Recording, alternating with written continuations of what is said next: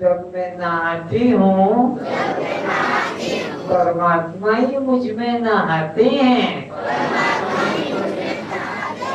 जब मैं पहनती हूँ परमात्मा ही मुझ में पहनते हैं।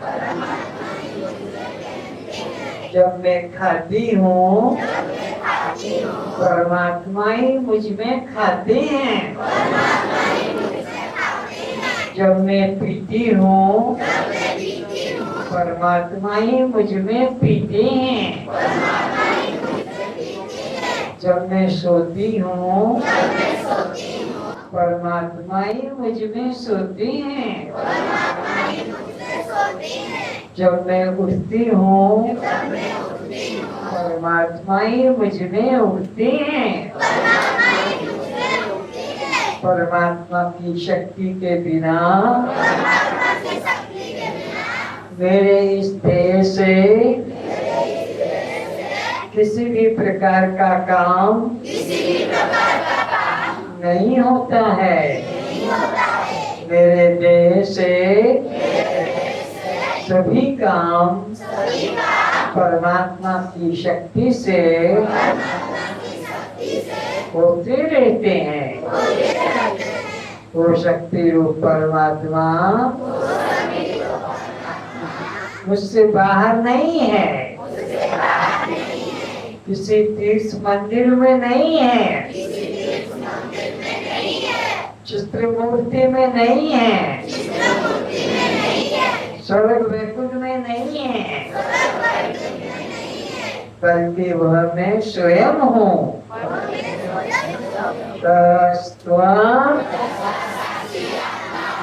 तो आप जड़ हैं, दृश्य हैं, अनात्मा है, शव है, पर प्रकाश है, बद्ध है। जन्म मरण किसका, दुख प्यास किसको, सुख दुख किसको, बंध मोक्ष किसको,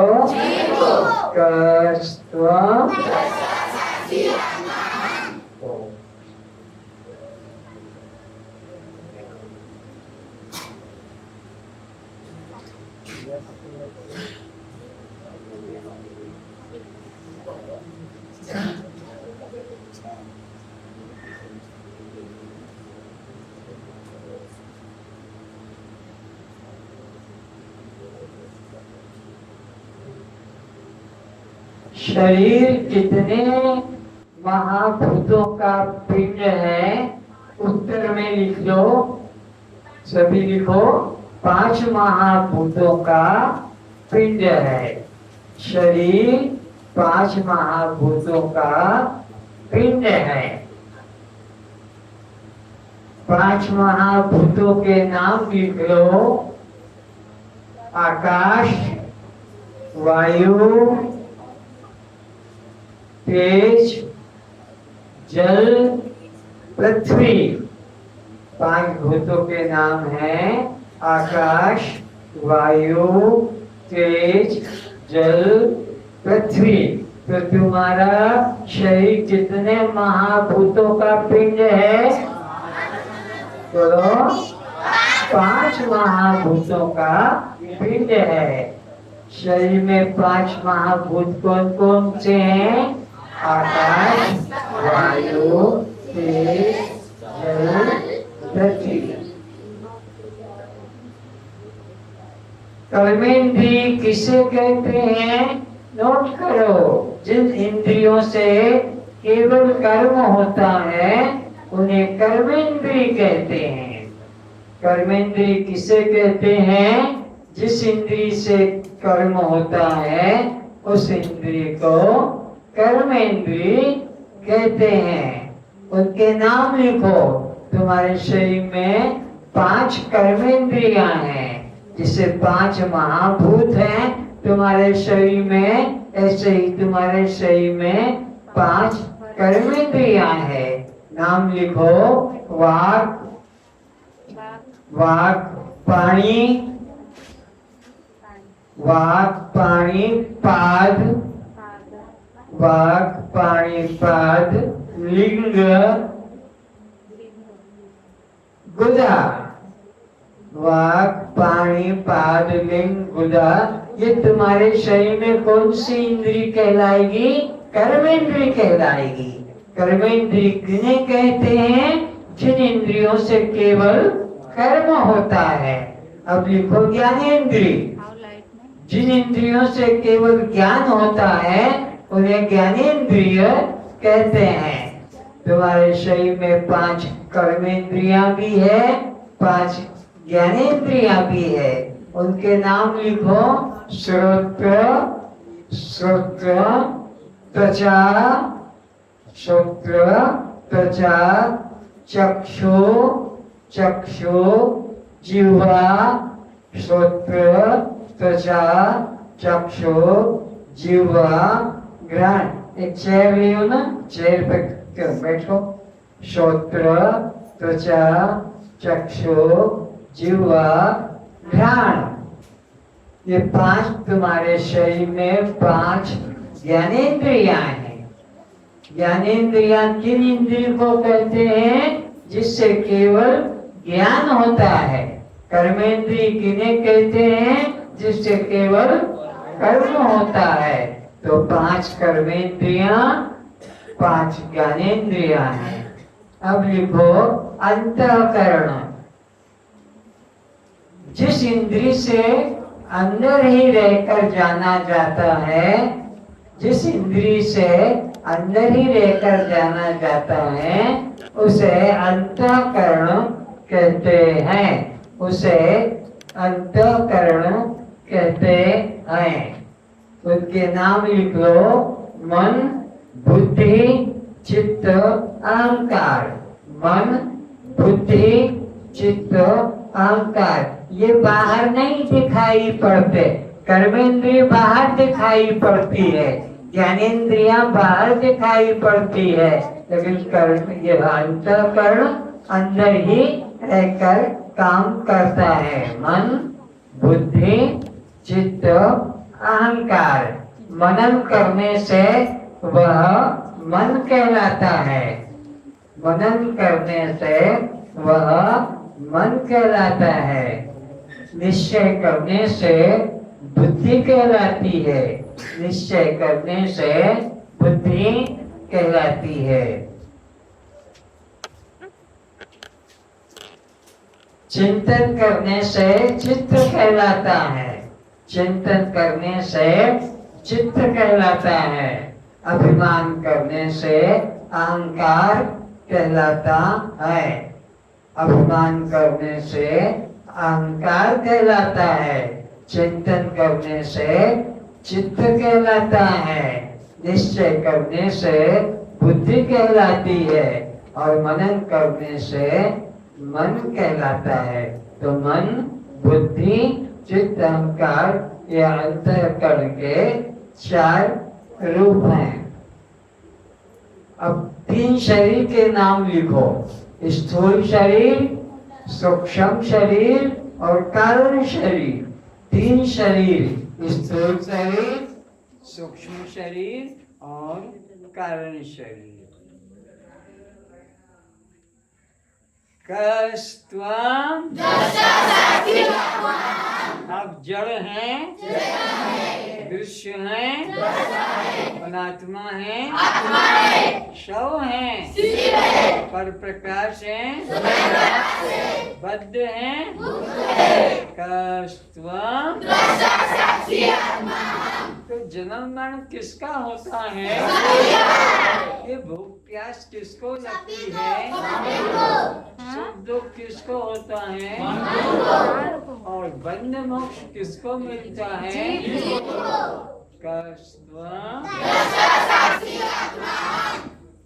अब सभी लोग विचार करेंगे, अंदर श्वास जाते समय सो बोलने का नहीं है, बस ऐसा अनुभव करे कि श्वास अंदर जा रहा है, सो लेकर जा रहा है। और वही श्वास जब बाहर आता है, बोलेंगे नहीं, हम लेकर बाहर आता है। सभी लोग, सभी विद्यार्थी श्वास अंदर खींचो और सो को अंदर ले जाओ और फिर सब बाहर श्वास को निकालो और हमको भी छोड़ो। अंदर श्वास जाने में सो, बाहर आने में हम। चिंतन करते रहो, कोई श्वास खाली मत जाने दो। हर श्वास में यही चिंतन करें, अंदर श्वास जाए तब सो जा रहा है।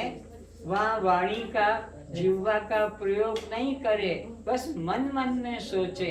जैसे मन मन में हम अपने आचार्य को गुस्सा भी करते हैं, अपने मित्र को गाली भी देते हैं, पर हमारे मुख नहीं खुलते, जीभ नहीं खुलती। अगर मुख खुलेगा और गाली देंगे तो वो सामने वाला हमें मारेगा, इसलिए हम मन ही मन में उसको गाली दे देते हैं। तो ऐसे मन ही मन में सो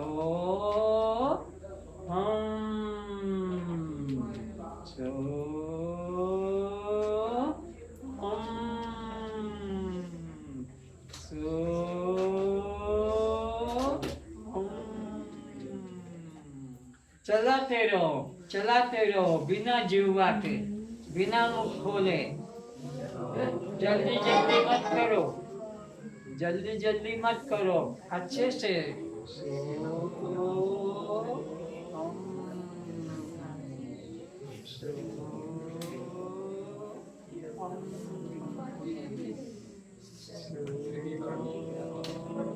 इसके अंतर्गत बैठे हैं संसार। अपने विचार को बढ़ाते जाओ, अपने विचार को बढ़ाते जाओ। गुरु आश्रम को विचार से बढ़ाया तो चंद्रशेखर को विचार से बढ़ाया तो पुरी को विचार से बढ़ाया तो विचार। पुरी किसके अंतर्गत है? उड़ीसा में। उड़ीसा किसके अंतर्गत है? भारत के अंतर्गत।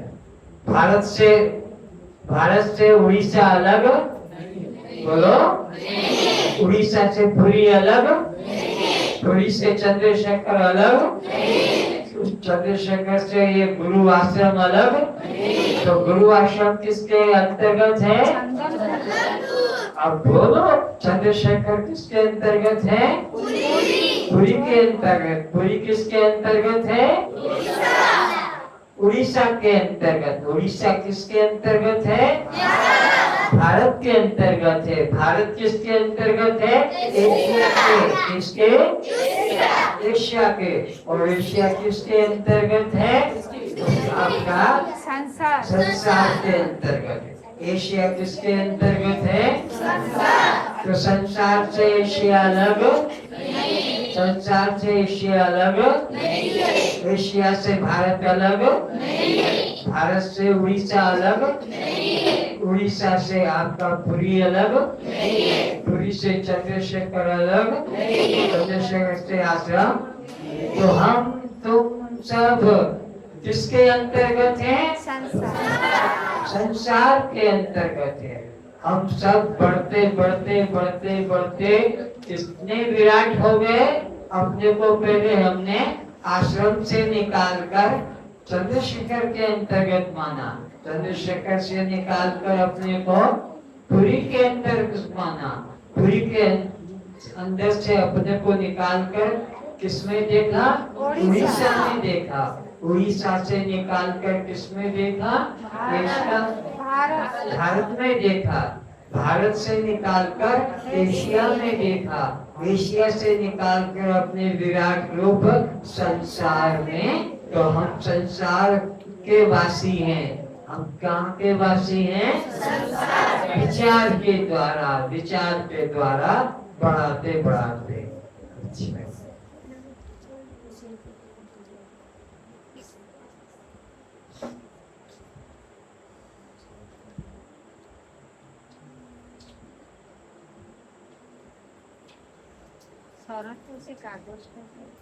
इस नक्शे के द्वारा भी हम समझ पाएंगे कि ये जो नक्शा है यह हमको अपने स्थान से बढ़ाता बढ़ाता और आगे ले जाता है। तो इसमें गुरु आश्रम भी है, इसमें चंद्रशेखर या चंद्रशेखर चंदनपुर। तो इसमें गुरु आश्रम को भी जगह मिली है, पर बहुत थोड़ी सी पाई, क्योंकि गुरु आश्रम चंद्रपुर से अलग नहीं, और वो चंदनपुर जो है वह पुरी से अलग नहीं, और पुरी आपका उड़ीसा से अलग नहीं, और उड़ीसा भारत से अलग नहीं, भारत एशिया से अलग नहीं, और एशिया संसार से अलग है। तो हमारा तुम्हारा स्थान इसके अंतर्गत है, पूरे संसार के अंतर्गत है। पक्का कर लो, हम इतने छोटे नहीं हैं, इतने विचार से बड़े होते गए कि हम संसारवासी हैं। संसारवासी एशिया वासी है, एशियावासी भारतवासी है, भारतवासी उड़ीसावासी है, उड़ीसावासी पुरीवासी है, पुरीवासी चंदनपुरवासी है, और चंदनपुरवासी आश्रमवासी है।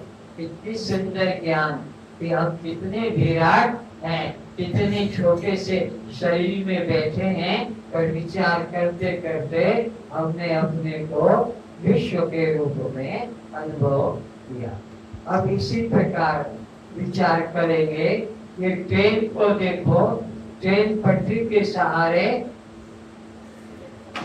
ट्रेन पटरी के सहारे चल रही है। एक चल है और एक अचल है। कौन चल है? ट्रेन चल रही है। कौन अचल है? पटरी। पटरी अपनी जगह पर स्थिर है, ठीक है। पटरी अपनी जगह पर स्थिर है और उसके सहारे ट्रेन चल रही है। ट्रेन जो है जीवात्मा है, ट्रेन जो है जीवात्मा तुम्हारा स्वरूप है, और पटरी परमात्मा है। पटरी किसके समान है?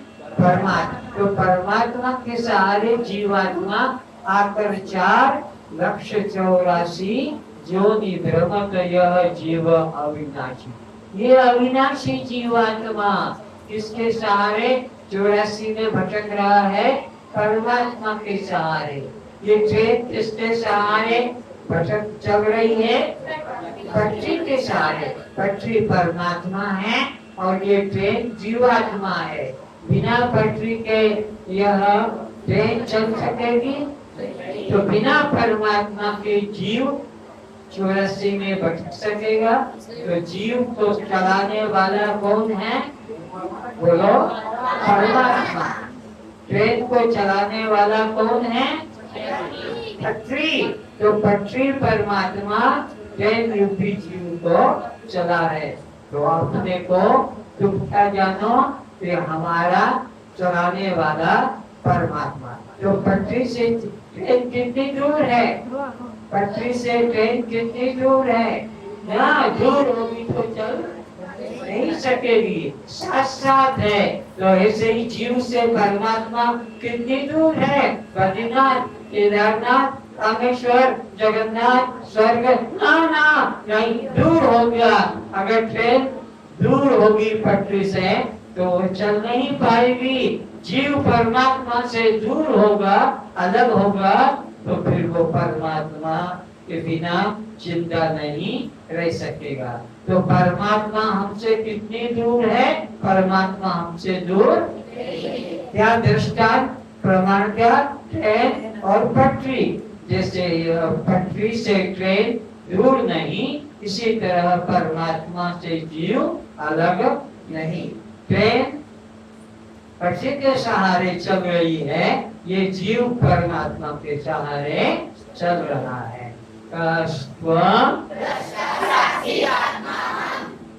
अब हम समझने जा रहे हैं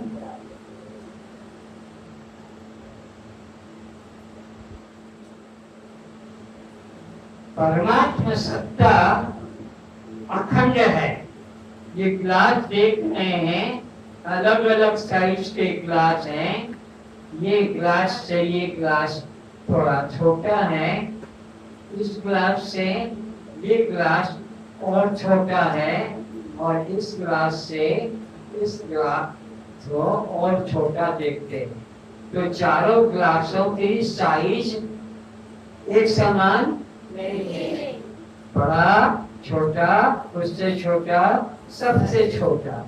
लेकिन इनके अंदर जो सत्ता है परमात्मा की, वो परमात्मा की सत्ता एक समान है। परमात्मा की सत्ता में कोई अंतर नहीं पड़ा। जो सत्ता परमात्मा की इस छोटे से ग्लास में है,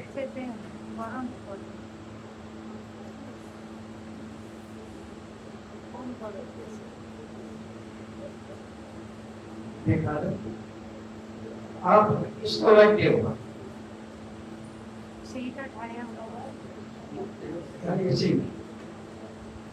जो सत्ता इस ग्लास में है वही की वही सत्ता उस ग्लास में अभिचर होगा।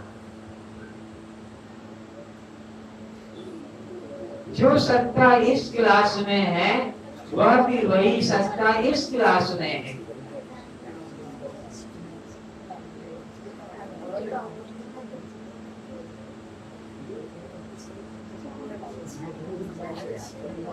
जो सत्ता इस ग्लास में है वह भी वही सत्ता इस ग्लास में है।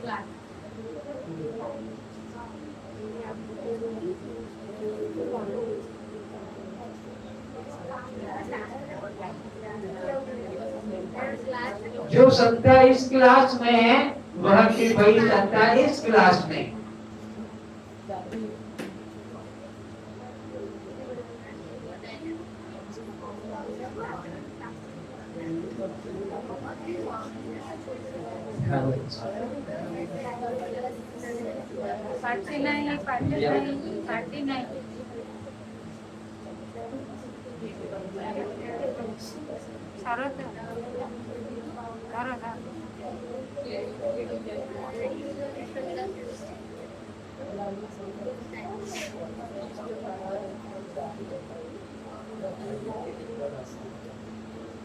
यह दूध जो आपको दिखाई पड़ रहा है, दूध प्रत्येक सब्जी में, प्रत्येक परिवार में दूध है।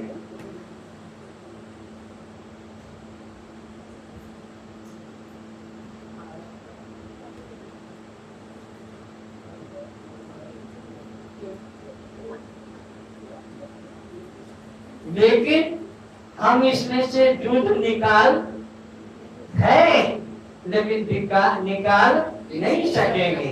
इसी तरह प्रत्येक अन्न में, अन्न अलग अलग है। ये चीना बादाम है, यह मसूर की दाल है, यह तुअर की दाल है, चने की दाल है, तो यह अपना मूंगफली के दाने हैं इत्यादि अलग अलग चना है। सब में दूध है, पर कहें कि दूध निकाल कर दिखाओ तो दिखा नहीं सकोगे। इसी प्रकार सभी प्रकार के छिलके, परिवार, पत्ते में भी दूध है, इनमें भी दूध है, इस घास में भी दूध है, छिलकों में भी दूध है, पर दूध हम निकाल नहीं सकेंगे। है दूध सब में, लेकिन निकाल नहीं सकेंगे। इसी प्रकार ये पीछे से निकाल के लाए गरम गरम ताजा, पीछे वाला ताजा है, तो इसमें भी दूध है, लेकिन हम इसमें से दूध निकाल नहीं सकेंगे। दूध सब में है। दूध को लिए तो हमको गाय के पानी में भी दूध है, लेकिन हम इसमें से दूध नहीं निकाल सकेंगे। दूध निकालना है तो फिर हमको दूध देने वाले पशु के पास जाना होगा, चाहे वो गाय से दूध मिलेगा, बकरी से, छेली से दूध मिलेगा, ऊँटनी से दूध मिलेगा, लेकिन फलों में है, परिवार में है, घास में है, अन्न में है, मल में है, जल में है, सर्वत्र। पर मिलेगा तो दूध देने वाले पशु से मिलेगा। आया समझ में? दूध सब पशुओं के, सब अन्नों में, सब फलों में, सब सब्जी परिवार पत्र में है। इसी प्रकार परमात्मा सबके हृदय में, सबके सब प्राणियों के अंदर है। परमात्मा हरि व्यापक सर्वत्र समाना। लेकिन प्राप्त करना होगा तो हनुमान छाती चीर कर दिखाते हैं कि वो परमात्मा, गीता भी कहती है, ईश्वर सर्वभूतानां हृदये अर्जुन तिष्ठति। परमात्मा सभी प्राणियों के हृदय मंदिर में विद्यमान है।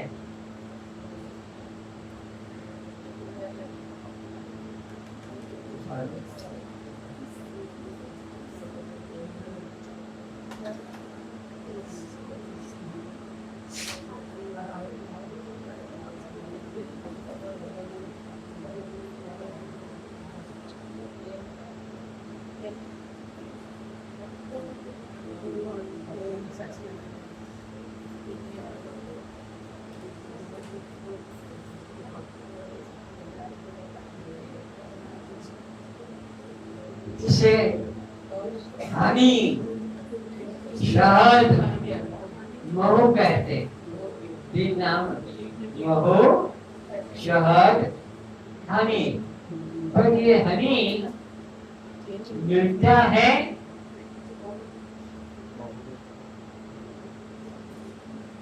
इसको महू फेड़ा कहते हैं।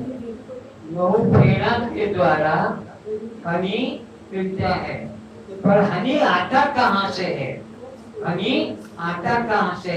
हनी को प्राप्त करने के लिए जो मधुमक्खी है वो इन पुष्पों के ऊपर जा जाकर बैठती है और इन पुष्पों में से वह हनी निकालती है।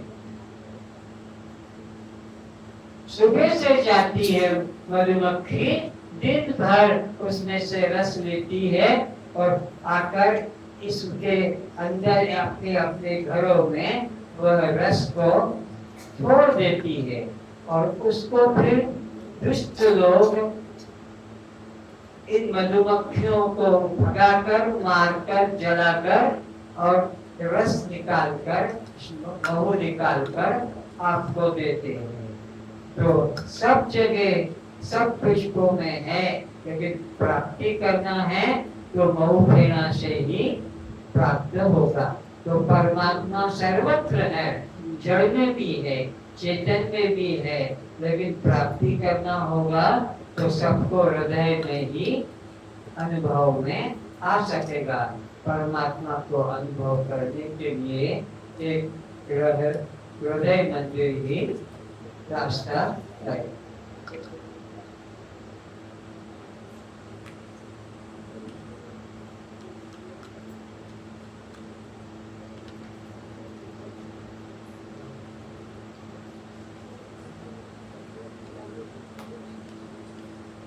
मेरे भाई हाथी कहाँ गया?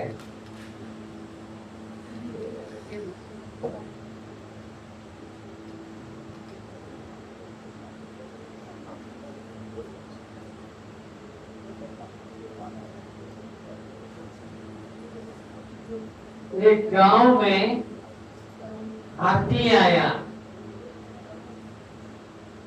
बच्चों ने शोर किया, हाथी है, हाथी है, हाथी है।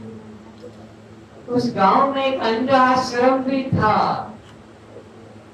और अंध आश्रम में अंधे लोग जिनको की आंखों से दिखाई नहीं पड़ता है चिल्ला रहे हैं। तो उन अंधों ने एक कोई सज्जन पुरुष से पूछा जो जा रहा था, आवाज से पहचान गए कि कोई जा रहा है। पूछा भाई ये आवाज कैसी है? तो कहा कि सूरदास जी गांव में हाथी आया है और कभी कभी आता है, बच्चे लोग उसे देख रहे हैं इसलिए उन्हें खुशी हो रही है। अंधों ने कहा बाबू हमने भी कभी हाथी नहीं देखा है, दया करके हमको हाथी दिखा दो ताकि हमारा जीवन सफल हो जाए। सार्थक हो जाए। मनुष्य जीवन आया और हाथी को गांव में आने पर भी हमने नहीं देखा, तो तुम दया करो। वो दयालु सज्जन ने, तो सरस ने क्या किया, उन अंधों को पकड़ा।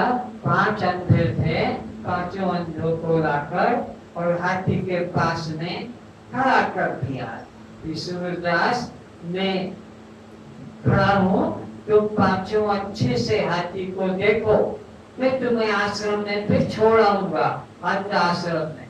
तो 5 अंधों को उस सज्जन पुरुष ने हाथी के चारों तरफ खड़ा कर दिया और जिसके हाथ में लाज आई उसने कहा मैंने हाथी को देखा है।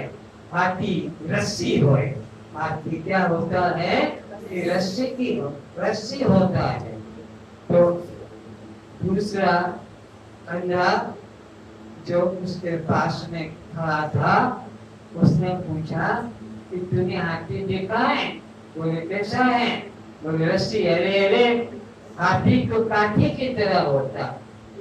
दूसरा अंधा जो उसके पास में, वो कहता है तूने रस्सी की तरह देखा, वो हाथी नहीं है, हाथी तो दीवार की तरह है। तो उसके पास में जो नीचे खड़ा था उसी के पास में उसने कहा अरे न तो वो रस्सी जैसा है न दीवार जैसा है, हाथी तो किसकी तरह है, खंबा स्तंभ की तरह है। तो तीनों अंधों का अनुभव सुनकर चौथे ने कहा अरे तुमने नहीं देखा, हाथी तो जो है कैसा होता है, सूप की तरह, फूला की तरह होता है। ये तुमने जो कहा स्तंभ है वो गलत है, दीवार है वो भी गलत है, और इसी प्रकार यह रस्सी है गलत है। तो 5वां अंधा कहता है अरे तुम चारों ने अंदर आश्रम और अपना अंधे को हाथी को नहीं देखा। चारों अंधों को कहा 5वें अंधे ने कि तुमने हाथी को देखा नहीं, हाथी को मैंने देखा है। हाथी कैसा है, हाथी अजगर सांप की तरह। तो 5 अंधे हाथी को देख रहे हैं। हाथी को 5 अंधों में से किसी एक ने भी वो अपना अपना अनुभव, कोई रस्सी बताता है तो कोई काठी बताता है तो कोई स्तंभ बताता है तो कोई शुभ बताता है तो कोई शुभ बताता है। हाथी तो आँख वाला जानेगा, हाथी को कौन जानेगा, आँख वाला। बाकी लोग तो अपने मन की बात करते हैं। ठीक इसी प्रकार परमात्मा की बात है। परमात्मा को गांव में आप देखते हैं अलग अलग मंदिरों में अलग अलग आकृतियां बनाकर उसे रखा है और सब कहते हैं हम परमात्मा के मंदिर से आ रहे हैं। एक कहता है हमें शिवलिंग देना, शिवलिंग हम आ रहे हैं परमात्मा के मंदिर से दर्शन करके आ रहे हैं। हमारा परमात्मा कैसा दिखाई पड़ता है तो वो बोलते हैं वो शिवलिंग परमात्मा है। तो दूसरा तू क्या जानेगा अज्ञानी अंधा, वो हाथी तो जगन्नाथ होता है, जगन्नाथ, इसको जगन्नाथ कहते हैं, निर्गुण निराकार। तो एक कहता है अरे मैंने हाथी को देखा, मैंने परमात्मा को देखा है, वो कैसा है, वो मुरली वाला है। तो एक कहता है मैंने देखा परमात्मा धनुष वाला है। एक कहता है मैंने परमात्मा को देखा वो तो 4 भुजा का, परमात्मा को किसी ने नहीं देखा। 4 भुजा वाले ने भी परमात्मा को नहीं देखा, कि धनुष वाले ने भी परमात्मा को नहीं देखा, कि मुरली मनोहर वाले को भी परमात्मा नहीं देखा, क्योंकि वह शिवलिंग वाले को भी परमात्मा नहीं देखा। परमात्मा उसने देखा है जो परमात्मा निर्गुण निराकार है। जगन्नाथ भी परमात्मा का वास्तविक स्वरूप है। परमात्मा कैसा है? उसके न कान है, न सिर है, न आंखें हैं, न उसके हाथ हैं, न पंजे हैं, न उसका नाक है, न मुख है, न उसके टांगे हैं, न उसका शरीर है। रूप रेख नहीं शून्य देही। तो सब मुंडेर मुंडेर मतिर भिन्ना, अपनी अपनी बुद्धि के अनुसार परमात्मा को अलग अलग बताते हैं। पर परमात्मा ऐसा है आत्मा रूप में, और वो तुम्हारे अंदर बैठा है। उसके लिए मंदिर जाने की जरूरत, उसके लिए तीर्थ जाने की जरूरत, उसके लिए कोई चित्र के पास, मूर्ति के पास जाने की जरूरत नहीं, उसको फूल भोग चढ़ाने की भी जरूरत नहीं। परमात्मा आत्मा रूप से सो हम वो परमात्मा से चाकू मुख बोलू थी से गुरु कृपा द्वारा मुझ जानी पकाली। सो हम वह मैं स्वयं हूँ, मैं यह शरीर नहीं, और परमात्मा कोई नाम रूप आकार वाला नहीं। तो परमात्मा कैसा है? निर्गुण निराकार तत्व है। इसलिए परमात्मा को किसी मंदिर में मत ढूंढो, किसी चित्र में मत ढूंढो, किसी मूर्ति में, किसी आकार में। परमात्मा व्यक्ति नहीं, परमात्मा शक्ति है। परमात्मा क्या है? शक्ति का कोई रूप नहीं है। इसलिए जगन्नाथ भगवान शक्ति है, सारे संसार को शक्ति देते हैं। जगतर नाथ जगन्नाथ, तो सारे संसार को, देश को, विदेश को, पशु को, पक्षी को, कीट को, सबको शक्ति देते हैं। और शक्ति कैसी? निराकार होती है। सगुण साकार तो नाशवान है। वो जन्मेगा, राम आए चले गए, कृष्ण आए चले गए, विष्णु आए चले गए, ब्रह्मा आए चले गए, शंकर आए चले गए, दुर्गा आई चली गई, अम्बा काली आए चले गए, गणेश आया चले गए। सब व्यक्ति रूप में आते हैं, वो चले जाते हैं। पर जगन्नाथ व्यक्ति रूप में नहीं है। न उसके हाथ हैं, न पैर है, न सर है, न कान है, न आँख है, न नाक है, न मुख है, न उसका कोई अपना हाथ है, न हाथ के पंजे अंगुलियां हैं, न पैर है। तो जगन्नाथ ही परमात्मा का वास्तविक स्वरूप है। इसलिए जगत के नाथ जगन्नाथ को मन से सभी लोग प्रणाम करें। जगन्नाथ जो कि आपको दिखाया गया है, परमात्मा का असली रूप ये कल्पित रूप है। ये सब कल्पित रूप है, पर जगन्नाथ परमात्मा का शक्ति का वास्तविक स्वरूप है, वही तुम्हारा स्वरूप है। अब विचार करेंगे हम लोग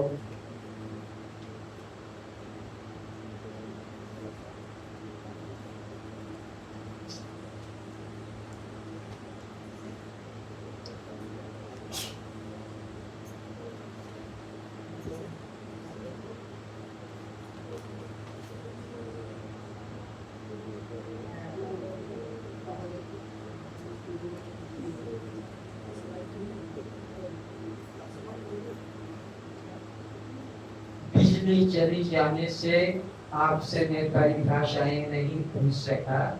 अब इस परिभाषाओं का ज्ञान करें। जड़ किसे कहते हैं? कौन व्यक्ति बताएगा जड़ की परिभाषा? जितने विद्यार्थी हैं जड़ को नहीं जानते।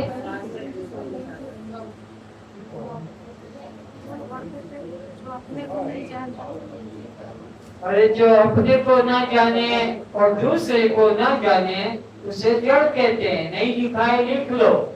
जो अपने को ना जाने और दूसरे को भी ना जाने उसे जड़ कहते हैं।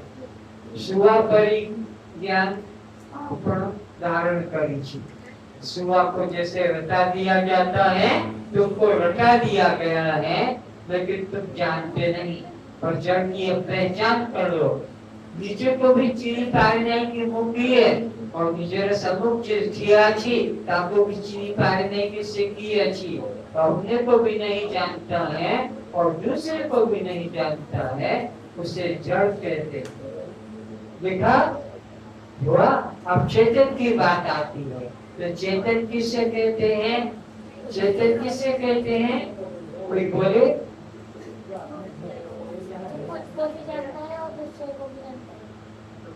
सबने सुना? अपने को भी जानता है और अपने सम्मुख जो है उसे भी जानता है। चेतन किसे कहते हैं? जो अपने को भी जानता है और अपने सम्मुख जो खड़ा है वह भी चेतन को पहचानता है। अपने सम्मुख जो खड़ा है उसको भी जानता है। तो चेतन वह जो अपने को भी जाने और दूसरे को भी जाने। तो आप जड़ हैं कि चेतन है? बोलो। क्यों चेतन है? हम सबको जानते हैं। क्यों चेतन है? सबको जानते हैं इसलिए चेतन कहलाते। सबको जानते। आपका शरीर जड़ है कि चेतन है? जड़ है। क्यों जड़ है? आपका शरीर जड़ क्यों? हम तो कहते हैं आपका शरीर चेतन है और आप कहते हो कि हमारा शरीर जड़ है। तो क्यों जड़ है बताओ? ना अपने को जानता है ना दूसरे को। इसलिए हमारा शरीर कौन है? जड़ है। और हम कौन है? चेतन है। तो तुम्हारा स्वरूप जड़ है कि चेतन है? तुम कौन हो? तुम जड़ क्यों नहीं? क्योंकि हम अपने को भी जानते हैं और हम सबको भी, इसलिए हम चेतन हैं। आप दृश्य हो कि दृष्टा हो? भाई आप देखने वाले हो कि दिखाई पड़ने वाले? दिखाई पड़ने वाले तुम। दिखाई पड़ने वाला दृश्य कहलाता है, वो जड़ होता है। वह हम नहीं, हम तो देखने वाले हैं। हम दिखने वाले हैं कि देखने वाले? तुम्हारा शरीर देखने वाला है कि दिखने वाला? तुम्हारा शरीर दिखता है, गोरा काला, लंबा छोटा, दुर्बल मोटा, स्त्री पुरुष दिखाई पड़ता है, इसलिए वह दृश्य है और तुम दृष्टा। तो तुम शव हो कि शिव हो? तुम शिव हो। शिव की पहचान क्या है? जो चेतन हो, क्रियाशील हो और चेतन, सप्राण, सक्रिय, सजीव। सक्रिय, सप्राण, सजीव। जीवन भी है, क्रिया भी है और प्राण भी है। उसको शिव कहते हैं। शिव की पहचान, ये शिव नहीं है, ये शिव नहीं है, ये क्या कहलाएगा? क्षव। क्यों? निष्क्रिय, निर्जीव, निष्प्राण। इसमें कोई जीवन नहीं, कोई क्रिया नहीं, कोई प्राण नहीं। तो ये शव है कि शिव है? और तुम शव हो कि शिव हो? क्यों? सजीव हो, सप्राण हो और सक्रिय। जीवन भी है, प्राण भी है और क्रिया भी होती है, इसलिए तुम शिव हो। तुम कौन हो? जब तो नीचे बैठ जाओ या कोई स्टूल ले लो, खड़े होने की जरूरत नहीं। इस तरह से अपने को विचार करना। तो तुम आत्मा हो कि अनात्मा हो? आत्मा चेतन को कहते हैं। आत्मा जो जीवन है उसको आत्मा कहते हैं। आत्मा की पहचान किन 4 लक्षणों से होती है? से, अग्नि से, पानी से, पवन से। ये किसके लक्षण हैं? आत्मा हमारा से कितनी दूर है? आत्मा हमसे कितनी दूर है? घर पे है कि नीचे है कि आगे है कि पीछे है? आत्मा हमसे कितनी दूर है? कोई जवाब दे? कोई जवाब देगा? आत्मा हमसे कितनी दूर है? आत्मा हमसे दूर, हम स्वयं आत्मा है। मैं स्वयं ही आत्मा हूँ। आत्मा मुझसे अलग चार लक्षण, शस्त्र से और हल्दी से, पानी से, पवन से, कौन? आत्मा। तुम्हारा शरीर आत्मा की अनात्मा है? अनात्मा है। क्यों है अनात्मा? क्यों है? काटने से, जलाने से, भिगाने से, सुखाने से, त्वम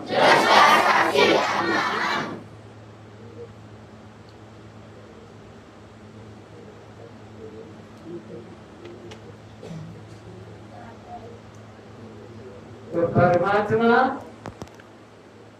एक देश में कि सब देश में? सब देश में। एक काल में है कि सब काल में? और एक रूप में है कि सब रूप में? परमात्मा सब देश में है, परमात्मा सब काल में है और परमात्मा सब रूप में है।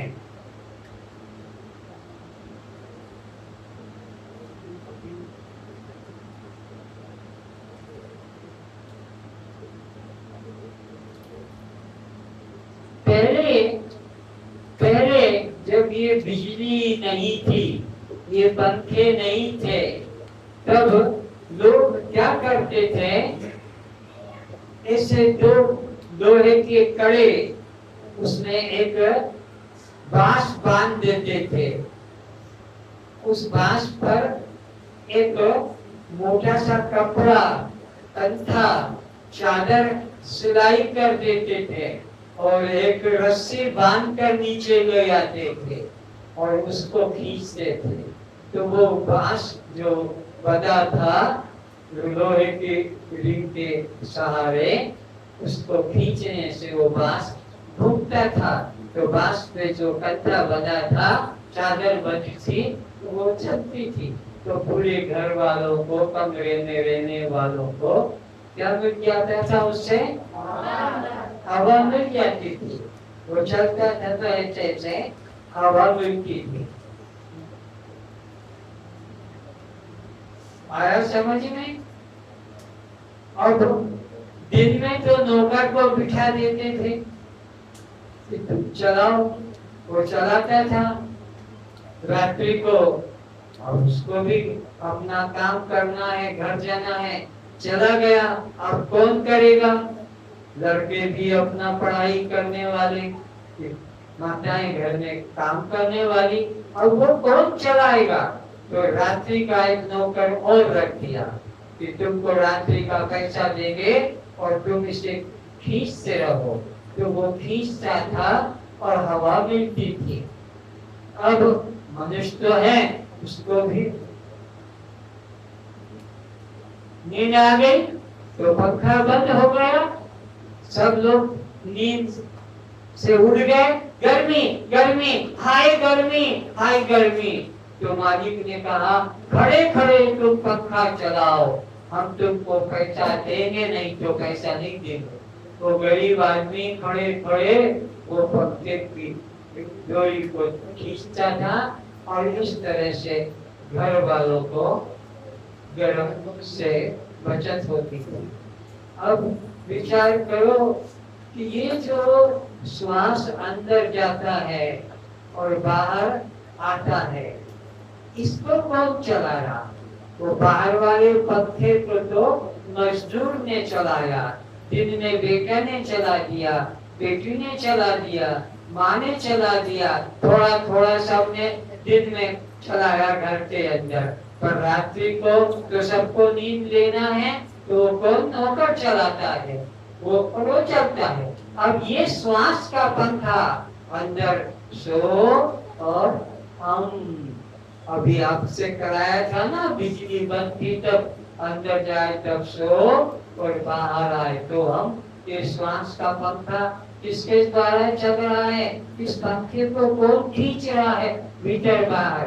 तुम अभी जग रहे हो तो तुम तो कहते हो कि मैं अंदर कर रहा हूँ और मैं बाहर कर रहा हूँ, लेकिन तुम जब सो जाओगे तब ये श्वास अंदर जाएगा कि नहीं जाएगा?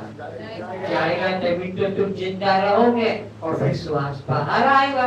तभी तुम जिंदा हो। तो श्वास का अंदर लाना बाहर आना ये किसके द्वारा? कोई नौकर है? तुम्हारे पिता ने, तुम्हारी माता ने कोई नौकर बिठा दिया कि मेरा बेटा, मेरी बेटी सो रही है तो ये श्वास का पंखा चलाना। वो श्वास का पंखा वो चलाएगा? नौकर भी नहीं चलाएगा। तुम्हारी श्वास का पंखा किसके द्वारा चलेगा? तुम्हारे द्वारा। तो तुम वो परमात्मा हो, तुम वो परमात्मा हो जिसके द्वारा श्वास भीतर और बाहर हो रहा है। तो परमात्मा सब काल में है, परमात्मा सब रूप में है। ये भी बात समझ में आ गई। सब रूप में वो समझा दिया आपको। फलों के द्वारा, अन्न के द्वारा, पुष्प के द्वारा, सब में दूध है, लेकिन दूध देने वाले पशु से वैसे परमात्मा सब में है, लेकिन तुम्हारे अंदर जो बैठा है उसी से तुम्हारा जीवन चलता है सब काल में। अब इसी तरह परमात्मा एक रूप में कि सब रूप में? परमात्मा सब रूप में, सारे रूप परमात्मा के।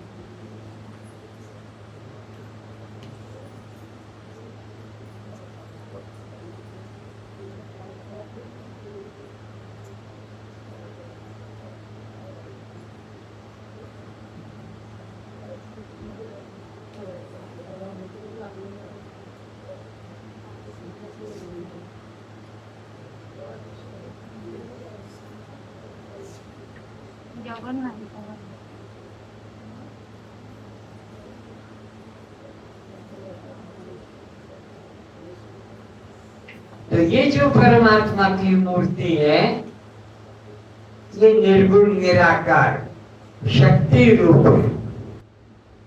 व्यक्ति रूप में ये देखो, हाथ है, पैर है, सर है, मुख नाक शरीर है।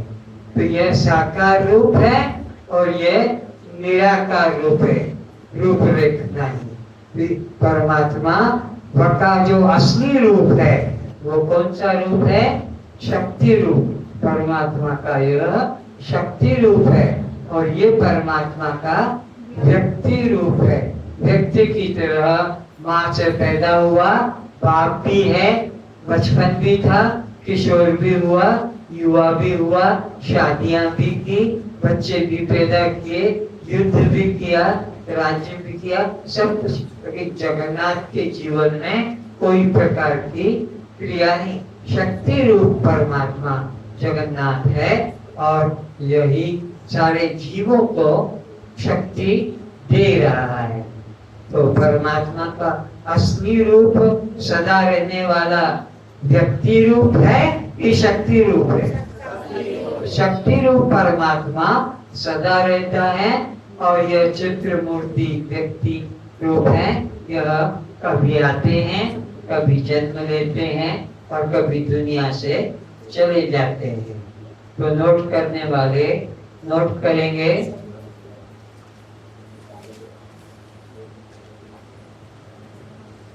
श्रवण किसे कहते हैं?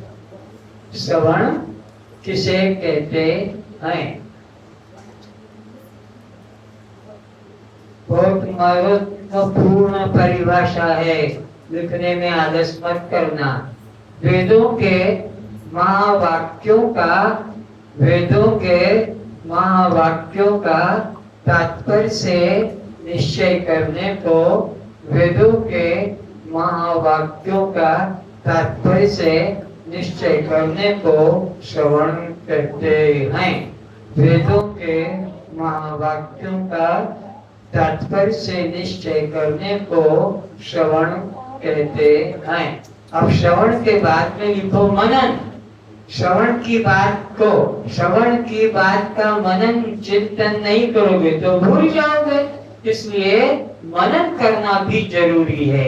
श्रवण किए विषय को जो रोज पढ़ाया जाता है, रोज समझाया जाता है, दृष्टांत देकर प्रैक्टिकल करके, ताकि तुम्हारे दिमाग में वह रुक जाए, तुम भूल ना पाओ, तो उसको कहते हैं मनन।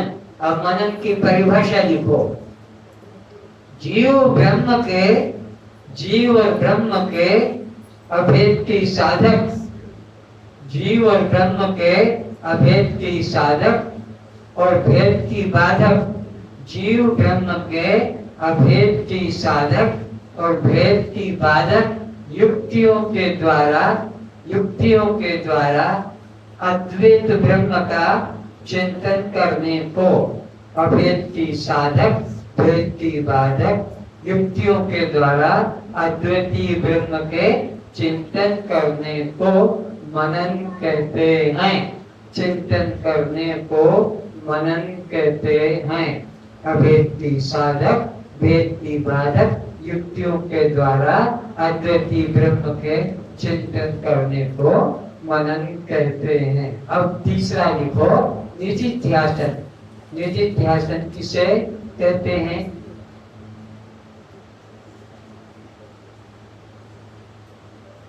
निधिध्यासन अभेद की साधक और भेद की बाधक युक्तियों के द्वारा, अभेद की साधक और भेद की बाधक युक्तियों के द्वारा, अभेद की साधक भेद की बाधक युक्तियों के द्वारा अद्वैतीय ब्रह्म के चिंतन करने को निध्यासन कहते हैं।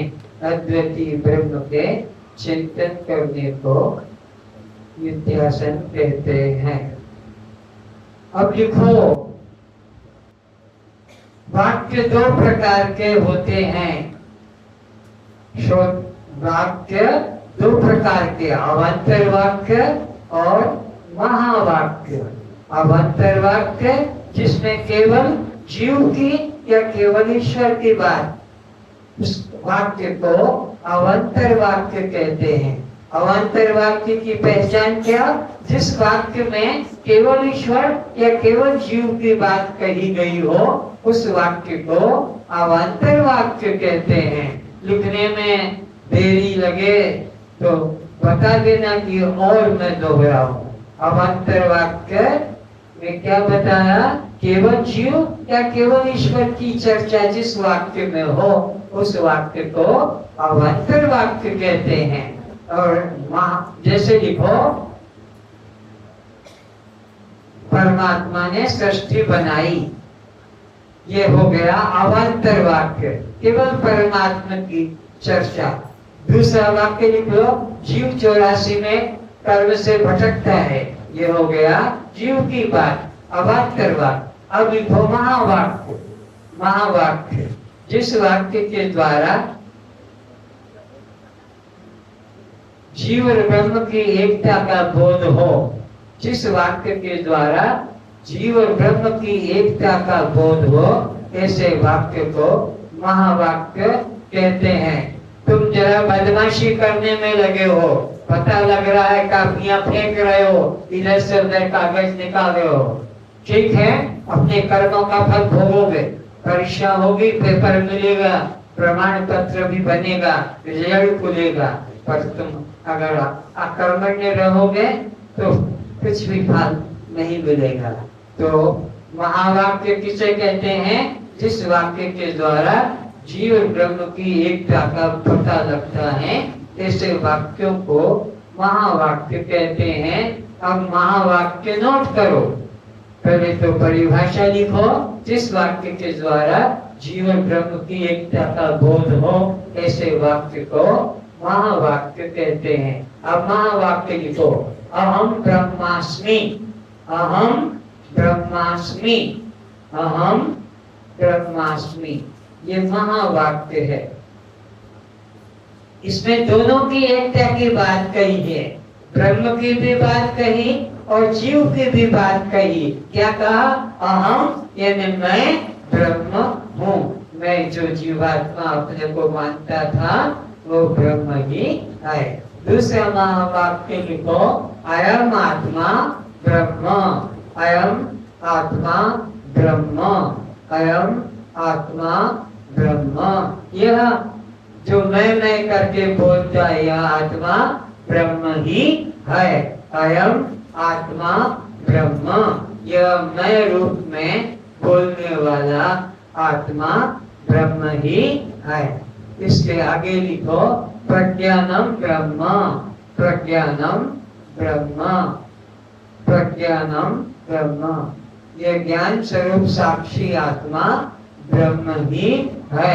प्रज्ञानम ब्रह्म, ये ज्ञान स्वरूप साक्षी आत्मा ब्रह्म ही है। प्रज्ञानम ब्रह्म, ये ज्ञान स्वरूप साक्षी आत्मा ब्रह्म ही है। चौथा महावाक्य लिखो, तत्त्वमसि, तत्त्वमसि, तत्त्वमसि। तीन संधि विच्छेद कर दो तो तत् प्लस त्वम प्लस असि, तत् प्लस त्वम प्लस असि। तीन को जोड़ने से, तत् त्वम असि को जोड़ने से महावाक्य बन गया तत्त्वमसि। उसका अर्थ लिखो, जिस परमात्मा को तू बाहर ढूंढ रहा था, जिस परमात्मा को तू अपने से बाहर ढूंढ रहा था, वो तो खुद परमात्मा ही है। वह तू स्वयं परमात्मा ही, जिस परमात्मा को बाहर ढूंढ रहा था वह स्वयं परमात्मा तू ही है। आज का यह मुख्य विषय है महावाक्य का। तो महावाक्य का बोध सबको करना है कि मैं ब्रह्म कैसे हूँ। इसकी चर्चा एक एक दिन आगे बढ़ के करेंगे। तो वाक्य कितने प्रकार के?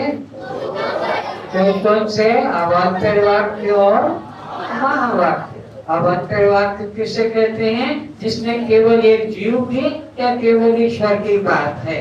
जैसे परमात्मा ने सृष्टि बनाई, केवल परमात्मा की बात, यह अवान्तर वाक्य है। दूसरा वाक्य क्या कहा? जीव करता भोगता 84 में भटकता है, यह अवान्तर वाक्य में केवल जीव की बात कही।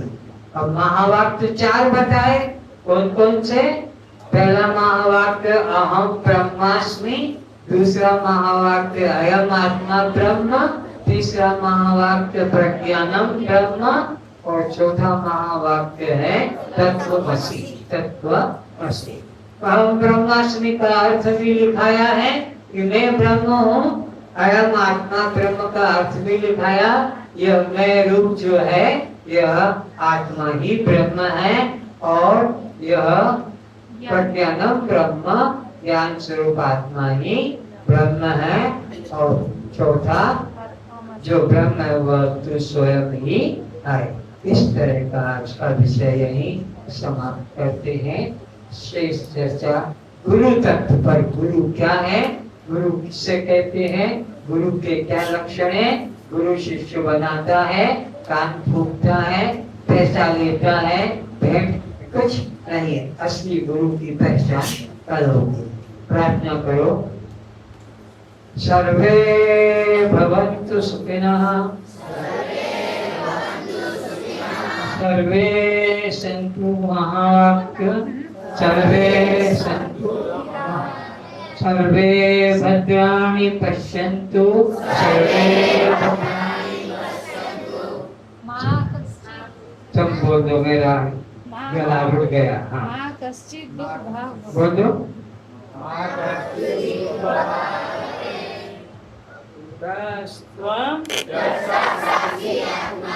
आप जड़ हैं, दृश्य हैं, अनात्मा हैं, शव हैं,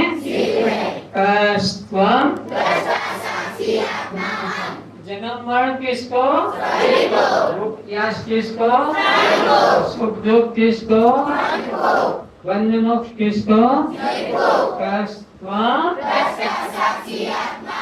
जब मैं कुछ करता हूँ, जब मैं देखता हूँ, जब मैं सुनता हूँ, जब मैं खाता हूँ, जब मैं चलता हूँ, जब मैं सोता हूँ, जब मैं उठता हूँ, त्वं